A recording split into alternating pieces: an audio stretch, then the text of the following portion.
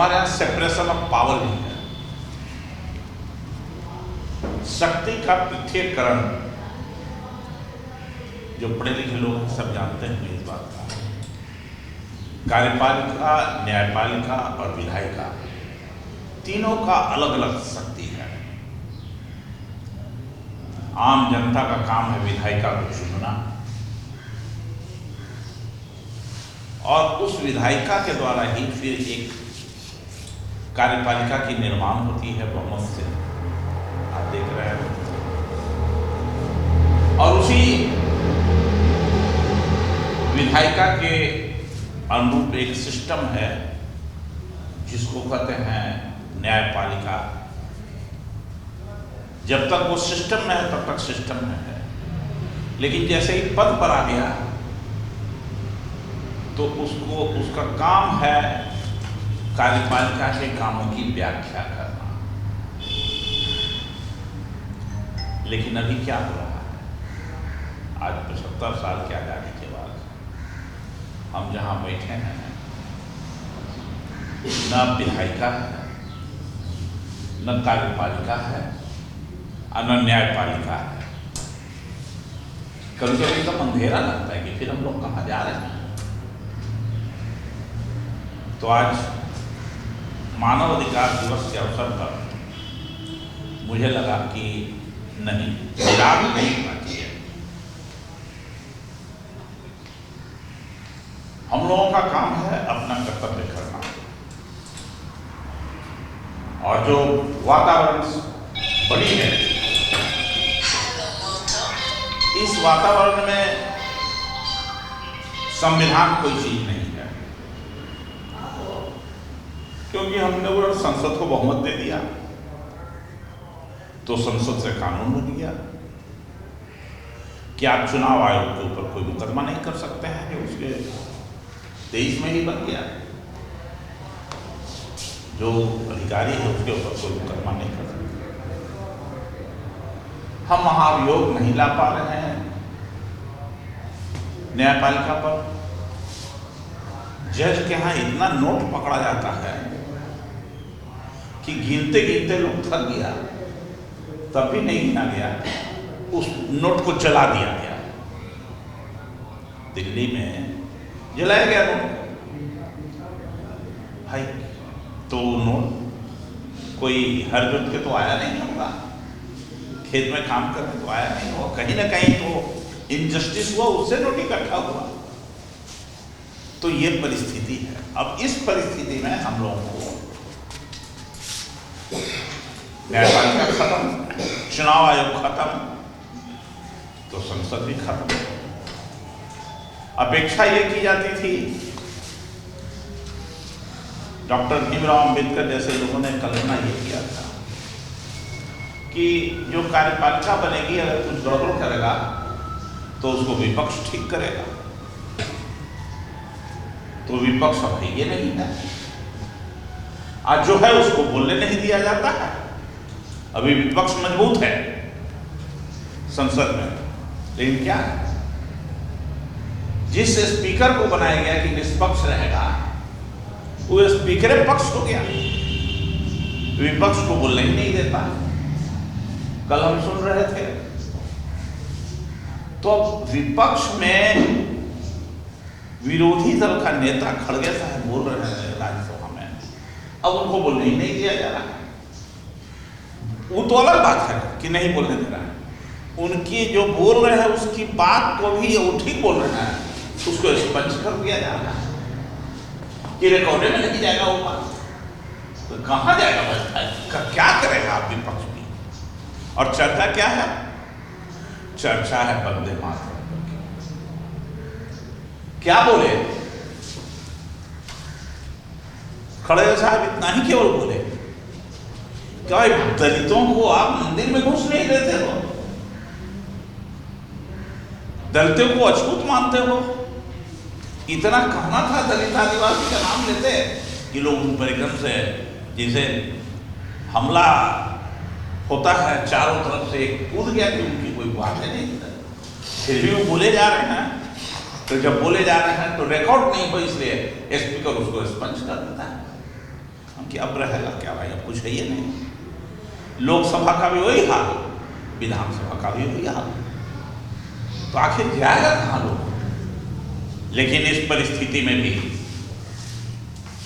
हमको लगा कि चाहे जितना वो लोग जुल्म करे, एक नारा जो लोग लगाते थे, जुल्मी कितना जुल्म करोगे सत्ता के गलियारे से, चप्पा चप्पा खून उठेगा, क्या के नारों से, जय भीम के नारों से। तो वो स्थिति अब आ गई। जय भीम का मतलब है संविधान के नारे से, उसका अर्थ है जय भीम का मतलब, उसका भावार्थ है कि संविधान की शक्तियों से चाहे जितना भी जुल्म करोगे। तो ये परिस्थिति उत्पन्न हो गई है। आज सुन रहे हैं, कल ही जो संसद में जो सब हो रहा है, दूसरी बात जो वातावरण देख के लगा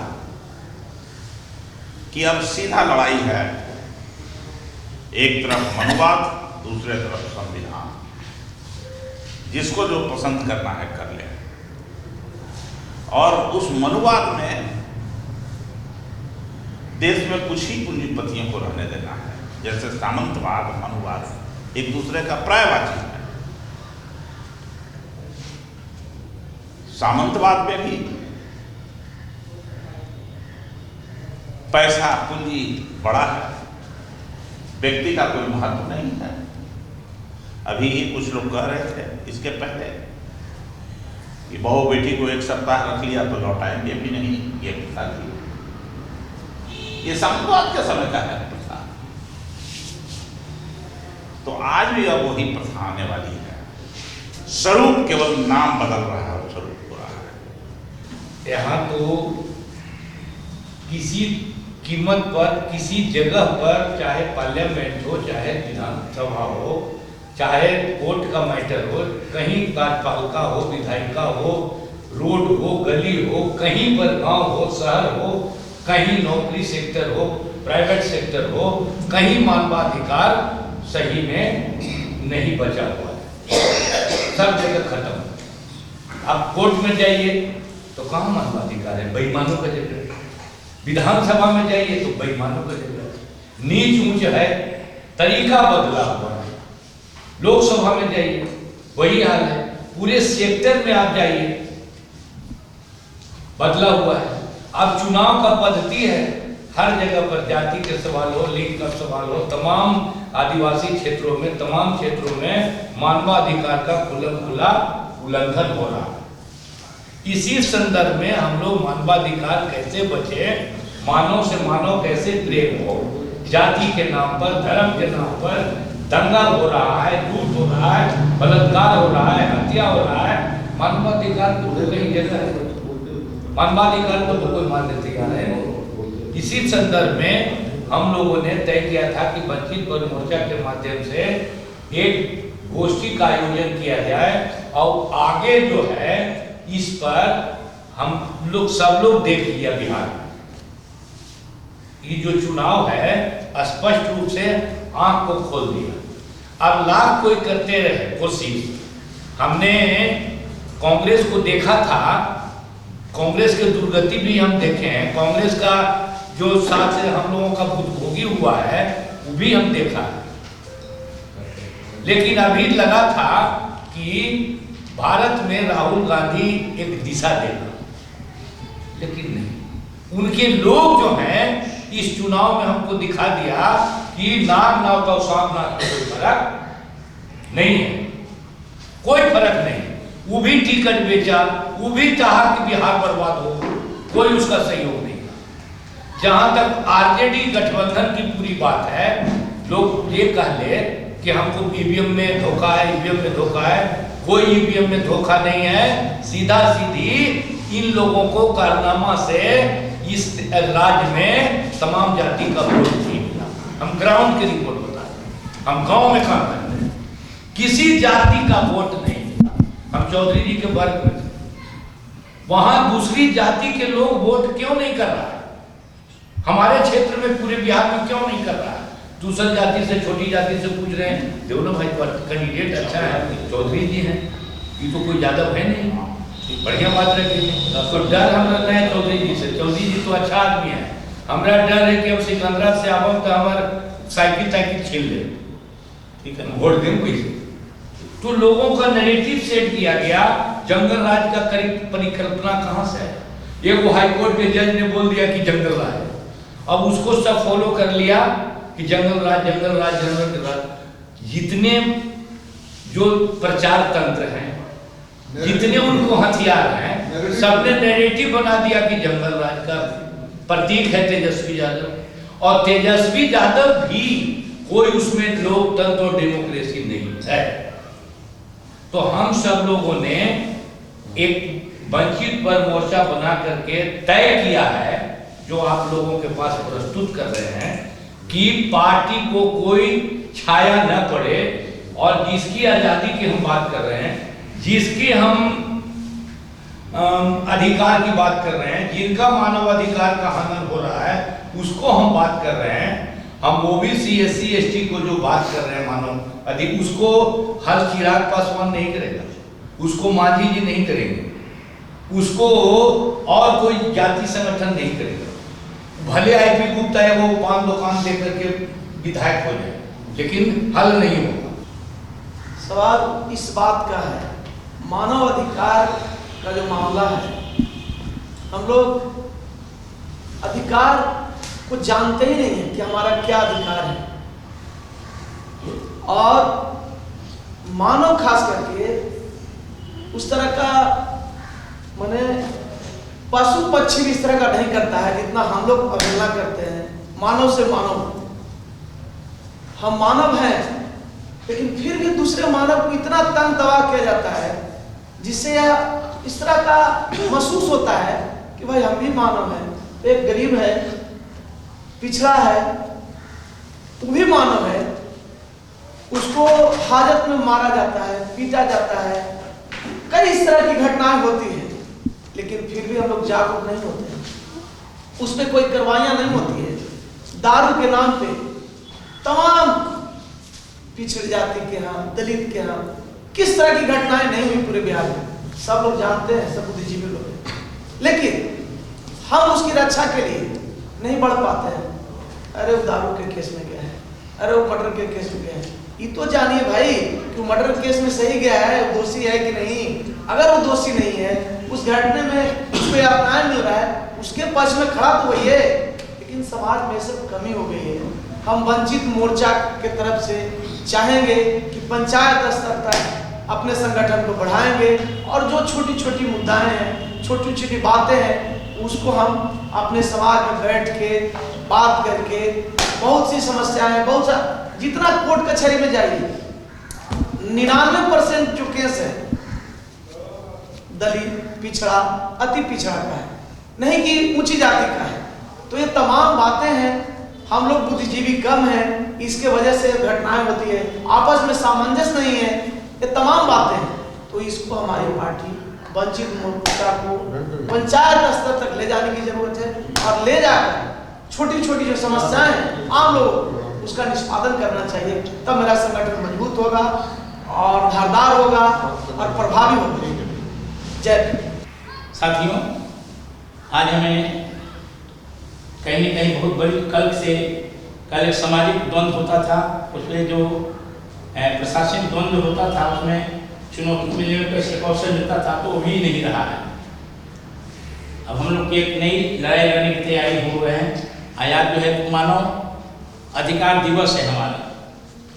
मानव अधिकार दिवस की बात हम करते हैं तो सिर्फ भारत ही नहीं, भारत की स्वतंत्रता नहीं, पूरे संयुक्त राष्ट्र संघ जो है, जो 1948 में आपके बीच मानव अधिकार का जो है कानून बने थे कि कोई भी व्यक्ति जैसे ही मानव का हम बात देखते हैं तो वह बड़ा ही नहीं बल्कि बहुत बारीकी से बच्चे ही नहीं बल्कि गर्भ अवस्था से, जो आप देख रहे हैं, जो आंगनबाड़ी सेंटर की बात देखते हैं, तो बाल अवस्था जो गर्भ है, गर्भ से इनकी सुरक्षा कैसे रखा जाए, मानव सुरक्षा कैसे किया जाए, तो वहाँ से गर्भ से देखते हुए फिर एक बाल अधिकार, महिला अधिकार, फिर मजदूर अधिकार या जितने भी प्रकार की बात जिससे हम वंचित करके आज बैनर बना के हम लोग काम करना चाह रहे हैं, तो ऐसे समुदायों के लिए जो है आज मानव अधिकार में एक कानून बनी है।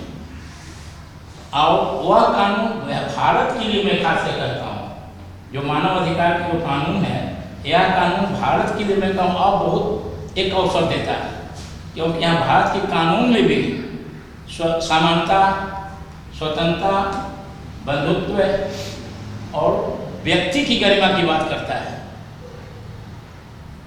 जिस तलाश में हम गांव में जाकर कहते क्या करें, मैं मजदूर हूँ, कुछ मेरे लिए काम नहीं है, यहाँ के संविधान अवसर भी दिया है,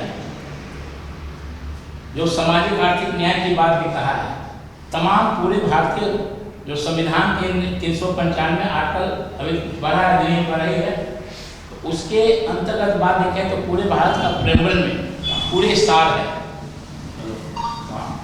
तो हम आज़ादी कहते हैं, स्वतंत्रता कहते हैं, लेकिन झांकते हैं और तमाम लोग बैठे हैं, कोई पदाधिकारी भी होंगे, कोई बड़े बड़े पोस्ट पे होंगे, लेकिन अपने जो रिश्ता की अगर बात करें, मानव रिश्ता तो पहले छोड़ दीजिए, फर्स्ट रिश्ता तो अपनापन रिश्ता होता है, ब्लड रिश्ता कहते हैं, जाति रिश्ता कहते हैं। तो वहाँ भी है हमारा परिवार सब जगह सिखाया जा रहा है, आज भी सिखाया जा रहा है, इतना अधिकार देने के बाद भी और आज़ादी कितने दिनों के बाद भी। कि मानवाधिकारों की दिवस के अवसर पर मानवाधिकारों की रक्षा कब होगी? जब हम सतर्क रहेंगे, जब हम निर्भीक रहेंगे, तब हमारे मानवाधिकार की रक्षा होगी। 1948 में आपका अंतर्राष्ट्रीय स्तर दिन बना, 1993 में संसद में पास हुआ 28 नवंबर को, और बिहार में 10 दिसंबर 2008 को यहाँ पर आयोग बना। इतने अवधि के बाद भी आज देख रहे हैं ग्राम ग्राम में जाके, देहातों में, शहरों में मानवाधिकार हम लोग का अछूत नहीं रह रहा। चाहे समानता की बात हो, स्वतंत्रता की बात हो, बंधुत्व की बात हो, समानता के प्रति अपने सम्मान की बात हो, किसी स्तर पर संरक्षित नहीं है, प्रोटेक्टेड नहीं है, और हर जगह इसका खुलेआम उल्लंघन हो रहा है। जरूरत है फील्ड में चल करके लोगों को अधिक से अधिक अवेयर करने के लिए। ये हरिलाल बाबू ने बताया था बहुत पहले, और हम लोगों ने बीच में थोड़ा सा चुनाव के लिए कहती हो गया था, लेकिन हम लोग फिर इस पर हम लोग काम करेंगे कि इसको और विस्तारित रूप दे करके हम लोग दूर दूर जा करके, गाँव में जाके, जिलों में जा करके, पंचायत और प्रखंड स्तर पर भी इसकी कमेटियाँ जब बनाई जाएगी, तो निश्चित रूप से हमारा जो अधिकार हमारे बाबा साहब ने हमारे संविधान में दिया, उन संविधान में जो हमारे अधिकार है, मूलभूत अधिकार है, जो हम लोग नहीं प्राप्त कर रहे हैं, उसको हम लोग लड़के प्राप्त करेंगे। जब हम लोग निर्भीक हो, पढ़े लिखे अवेयर होंगे, तब सब चीज़ अपने आप प्राप्त हो जाएगा। अभी हमारा लाभ ले रहा है, हमारे जितने लोग हैं, गांव ग्राम के लोग हैं, अशिक्षित हैं, उन लोगों को पता नहीं कि मानवाधिकार क्या है। आज हमारा वंचित वर्ग के माध्यम से, चूँकि हमारे अध्यक्ष जी ने इसके लिए काफ़ी मेहनत, काफ़ी परिश्रम, मंत्री पद से लेके और इस समय स्पीकर भी रहे, वंचित वर्ग के लोगों के लिए, आदिवासी वर्ग के लोगों के लिए, जो अछूत वर्ग के लोग थे, सबके लिए उन्होंने अथक प्रयास किया, और आज भी उनकी प्रयास जारी है। प्रयास में कहीं न कहीं चूक और कमी रही है, मैं उसकी चर्चा नहीं करूंगा। उसकी चर्चा चूँकि हम लोग बैठ के मिलकर ही उसका समाधान निकाल सकते हैं। आज देश में जिस तरह के मानवाधिकार के माध्यम से लोगों को बड़गड़ा करके, आपस में मतभेद पैदा करके, अल्पसंख्यक के नाम पर, मुसलमान के नाम पर, हिंदू के नाम पर, मंदिर के नाम पर, मस्जिद के नाम पर समाज को तोड़ने का, या बल्कि कहिए SIR के नाम पर समाज को तोड़ करके एक ऐसे वर्ग के लोगों को सत्ता में स्थापित होना, ये हमारे मानव के लिए ही नहीं, ये हमारे समाज के लिए ही नहीं, हमारे देश के लिए भी खतरा का विषय सामने प्रकट हो रहा है।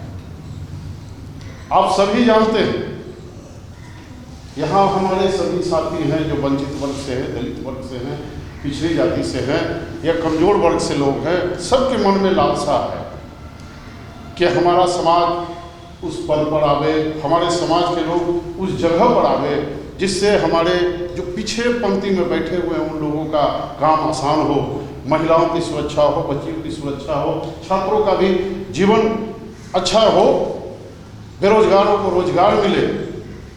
लेकिन ये सिर्फ मंच से लोग बोल देते हैं, बड़े बड़े नेता आते हैं, बोल के चले जाते हैं, ये वही बात बोलते हैं, तीतर वाली बात बोलते हैं।